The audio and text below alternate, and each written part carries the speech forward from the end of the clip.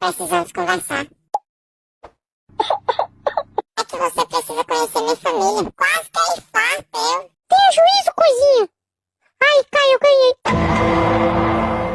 Oi, eu queria te apresentar o Caio, ele é meu namorado.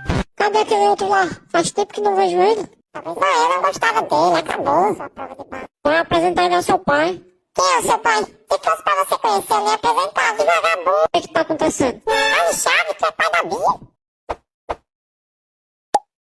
Eu até poderia brigar com você, mas eu tô com um problema muito maior. Ah, mas pode falar um problema pra mim. Eu queria assistir o Flamengo! jogar, só que a TV tá sem sinal. Tu tá moscando porque você não baixa aí o Cine. Lá tem todo tipo de entretenimento. Eu assisto jogos ao vivo por lá. Corinthians! Ó, que massa! Onde é que eu baixei o sim? Eu deixei meu link pra download na bio da conta. Muito obrigado, Cine. Pergunta a esse menino se ele trabalha. Ô, Tigrinho, conta.